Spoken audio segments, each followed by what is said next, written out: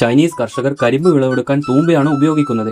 കരിമ്പിൻ തണ്ടുകൾ എവിടെയാണെന്ന് നിങ്ങൾ ചിന്തിക്കുന്നുണ്ടാകാം. യഥാർത്ഥത്തിൽ ദൂരെ നിന്ന് നോക്കുമ്പോൾ തെങ്ങുകൾ പോലെ തോന്നിക്കുന്ന ഈ സസ്യങ്ങൾ ബയ്യു കരിമ്പാണ്. ഇത് ചൈനയുടെ ഒരു പ്രത്യേകതയാണ്. നടുന്ന സമയത്ത് തന്നെ കർഷകർ മനഃപൂർവ്വം ഒന്നിലധികം കരിമ്പിൻ തൈകൾ ഒരൊറ്റ കുഴിയിൽ ഒരുമിച്ച് വെക്കുന്നു. ചെറിയ കരിമ്പ് ഏകദേശം 1 മീറ്റർ ഉയരത്തിൽ വളരുമ്പോൾ അവർ ആ ചെടിയുടെ തന്നെ ഇലകൾ ഉപയോഗിച്ച് തണ്ടുകൾ താഴെ നിന്ന് മുകളിലേക്ക് ഇറുകെ പൊതിയുന്നു. പിന്നീട് കരിമ്പ് ഓരോ 50 സെന്റിമീറ്റർ വളരുമ്പോഴും അവർ അത് വീണ്ടും ഇലകൾ കൊണ്ട് പൊതിയുന്നു.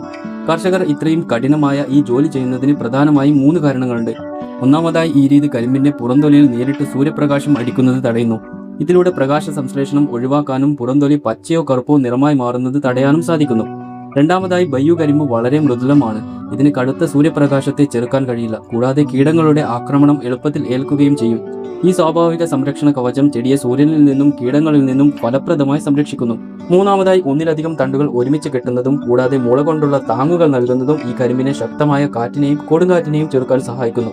ഇതിന്റെ ഫലമായി കർഷകർക്ക് കരിമ്പ് കൃഷിയിടത്തിൽ വെച്ച് തന്നെ എപ്പോഴും ഫ്രഷായും രുചികരമായും നിലനിർത്താൻ കഴിയും.